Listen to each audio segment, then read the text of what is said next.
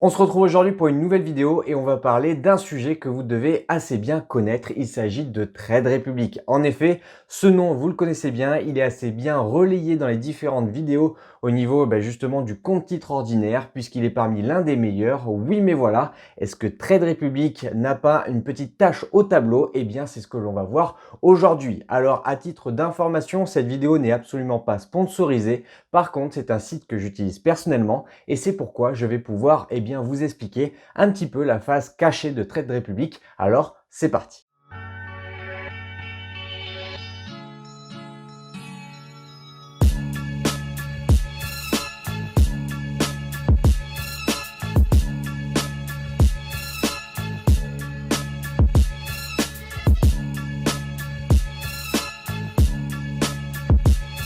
Trade Republic est une banque allemande créée en 2015 et très populaire outre-Rhin. Supervisée et réglementée par la Bundesbank, j'espère que je la prononce bien, c'est la banque centrale allemande, et la BaFin, autorité des marchés financiers allemands. L'entreprise débarque en France avec des offres tarifaires ultra compétitives. C'est simple, vous pouvez investir en bourse avec 1 euro de frais par ordre ou réaliser des investissements programmés gratuitement. Exceptionnel, surtout lorsque vous avez tendance comme moi à automatiser vos investissements. Ce n'est d'ailleurs pas pour rien que lors de ma vidéo des classements des différents CTO, j'ai placé Trade Republic en première position. Si vous ne l'avez pas vu, je vous remets le lien en haut de la vidéo. En pratique, vos fonds sont placés dans la banque Solaris Bank AG en Allemagne et donc justement, vous bénéficiez également de la garantie des dépôts à hauteur de 100 000 euros comme en France. Par contre, petit bémol, même si Trade Republic se qualifie comme étant une banque, pour moi c'est un petit peu difficile à l'accepter. Étant franco-français, justement je m'attends dans une banque à avoir des produits réglementés qui pour moi est quand même la base au niveau d'une banque. Premièrement, les services de Trade Republic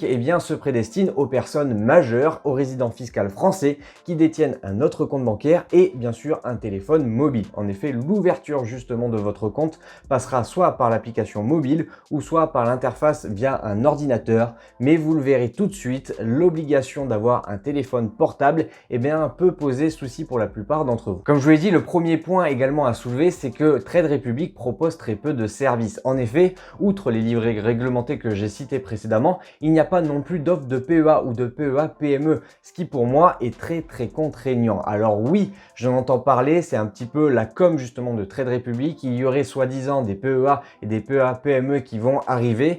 Mais honnêtement, ça fait 4 ans que j'entends ce son-là et personnellement, il n'y a rien qui se profile à l'horizon. Pour moi, c'est de la com pure et simple. Alors, peut-être qu'à l'avenir, ils en ouvriront un, mais pour l'instant, je pense qu'il ne vaut pas mieux compter là-dessus. Alors certes, le CTO est quand même un produit qui vous permet justement d'investir avec peu de restrictions et d'investir vraiment sur une panoplie internationale d'actions, mais quand même le PEA a un avantage indéniable, c'est quand même la fiscalité. Analysons ensemble le support que propose donc Trade Republic. Le CTO Trade Republic permet d'investir sur 9000 actions, 1000 ETF dans le monde. Vous avez également la possibilité d'investir dans plus de 600 obligations d'État et d'entreprises, mais également dans plus de 50 crypto-monnaies. L'offre est exceptionnelle car elle est vraiment très complète et peu de concurrents proposent une telle diversité de supports. Cependant, Trade Republic se positionne principalement sur les plus grosses capitalisations mondiales. Si vous êtes attiré par des small caps, passez votre chemin. L'inconvénient majeur, comme je vous l'ai dit, c'est qu'il n'y a qu'un CTO et donc on va avoir la fiscalité qui s'y applique. Donc forcément,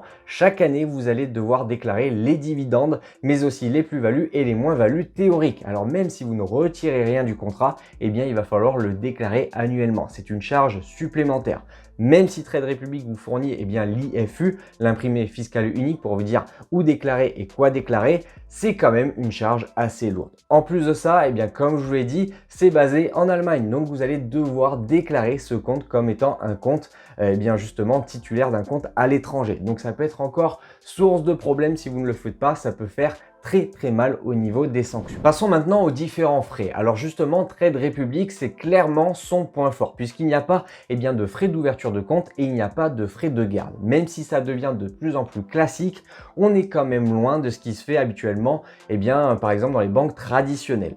Pour porter encore le coup un petit peu plus au niveau des banques traditionnelles, et il y a également les frais sur les opérations. Là, Trade Republic tape très fort puisqu'il y a simplement 1 euro par ordre. on est très loin de ce que pratiquent en termes de frais les banques traditionnelles. Un autre point très positif pour Trade Republic, c'est la possibilité d'investir en investissement programmé et cela pour 0 €. En effet, vous pouvez cibler vos ETF et vos actions et mettre justement cet investissement programmé, ce qu'on appelle le DCA, vous le savez maintenant, et le tout pour 0 €. Et là, c'est clairement ce qui m'a fait passer le pas au niveau de l'ouverture du compte chez Trade Republic. Oui, mais voilà, Trade Republic possède une phase cachée comme je vous l'ai dit précédemment. En effet, même si les frais affichés sont très attractifs, il y a quand même l'arbre qui cache la forêt pour lequel il va falloir mettre la lumière justement sur cette phase cachée. Et justement, ce sont les spreads. Les spreads, ce n'est ni plus ni moins que la différence entre le prix d'achat et le prix de vente.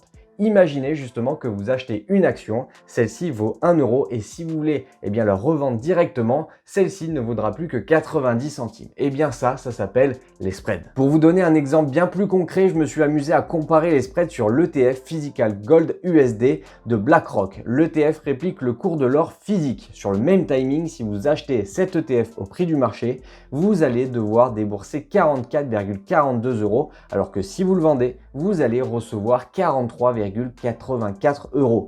Le spread correspond à la différence entre ces deux montants, soit 58. Une différence de prix importante de plus de 1% qui impactera directement vos performances. On continue avec les avantages. Alors, avantages pour les uns et plutôt inconvénients pour les autres. Je vous l'ai dit, Trade Republic est quand même une offre 100% numérique. Ils ont donc misé sur la fluidité de leur application mobile, puisqu'en effet, principalement, vous utiliserez l'application pour utiliser Trade Republic. Alors, il y a bien justement une interface au niveau de votre ordinateur, mais il vous faudra à chaque fois l'application mobile pour vous authentifier et donc vous connecter sur votre ordinateur. Alors, certes, justement, l'aspect interface fluide peut être un réel avantage, mais personnellement, ce n'est pas pour moi l'avantage numéro 1 de Trade Republic et ce n'est pas pour autant ce qui me fera aller chez eux. Autre gros avantage que je vois tout naturellement dans les différentes vidéos, ça va être la rémunération de votre poche espèce.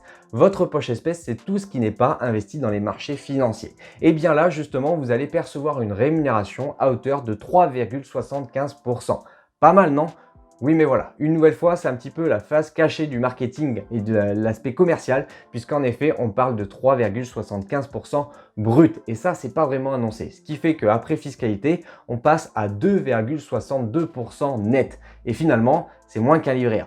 En plus de ça, sachez que ce taux dépend justement de la Banque Centrale Européenne et justement va avoir une tendance baissière selon moi dans les prochains mois. Enfin, le dernier argument positif qu'il y a pour Trade Republic, et pour moi c'est réellement cette fois un argument positif, c'est qu'il va y avoir le fractionnement d'actions. Et ça, c'est très intéressant puisqu'en effet, si vous avez un plan d'investissement précis, ça ne va pas forcément tomber sur le montant exact de l'action ou de l'ETF que vous voulez acheter. Et bien là, justement, vous allez avoir une sorte de CTO partagé dans lequel vous allez avoir votre fraction d'action ou d'ETF et dès lors que le montant va dépasser justement une unité entière, ça va être transféré sur votre CTO personnel. Et donc ça, pour moi, c'est très intéressant si vous faites de l'investissement programmé, vous le savez, le fameux DCA. Parlons désormais de la fameuse carte bancaire. Vous avez probablement été bombardé par tous les influenceurs sur cette carte Visa Mirror, dont beaucoup admirent l'effet miroir qui, selon moi, n'apporte absolument rien.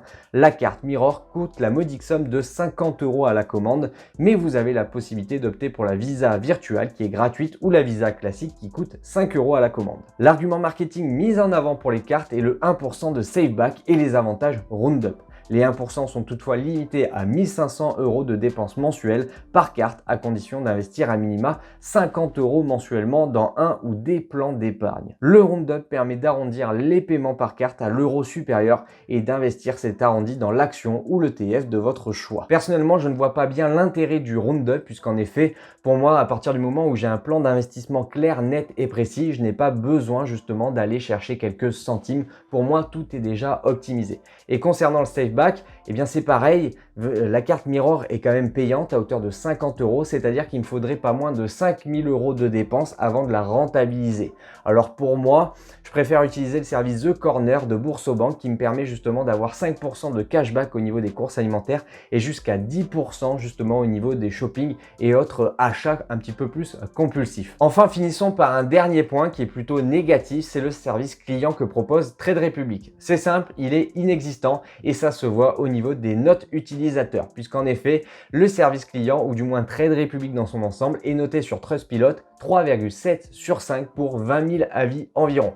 À titre de comparaison, pour Boursobank, on est à 4,5 sur 5 pour un même nombre d'avis. Il n'y a pour moi pas match. Vous l'avez donc compris, mon avis sur Trade Republic est assez mitigé, mais je l'utilise quand même pour un investissement très précis et je vous partage justement mon plan d'investissement. J'utilise Trade Republic pour investir mon investissement atypique sur les métaux et plus spécifiquement l'or. Pour cela, j'investis mensuellement sur l'ETF répliquant le cours de l'or physique en USD. Il s'agit de l'ETF Physical Gold USD de BlackRock qu'on a évoqué précédemment.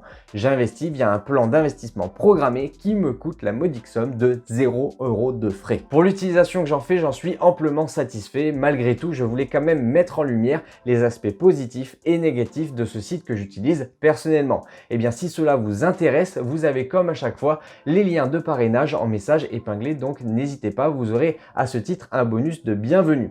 Pour moi, les 2-3 arguments qui sont mis en avant sont quand même des arguments commerciaux, donc faites très attention. Pour moi, ça ne doit pas être l'avantage principal ou la raison principale sur laquelle vous devriez ouvrir votre compte chez Trade Republic. Voilà, on arrive à la fin de cette vidéo. J'ai abordé le sujet de Trade Republic avec une approche honnête et objective. Trade Republic a une grille tarifaire très compétitive, la souscription est très rapide et le fonctionnement de l'interface très simplifié. J'apprécie plus particulièrement la fonctionnalité du plan d'investissement automatique pour investir gratuitement tous les mois. Cependant, Trade Republic n'est pas exempt d'inconvénients et pour moi, ils sont plus que conséquents, surtout pour faire de Trade Republic une application bancaire à utiliser au quotidien. Tout n'est pas blanc, tout n'est pas noir, il y a des avantages et des inconvénients. Malgré tout, si vous décidez d'ouvrir justement un compte chez Trade Republic, n'oubliez pas qu'il y a le lien de parrainage en message épinglé. D'ici là, réfléchissez, investissez, devenez riche. C'était Mathias. Ciao, ciao.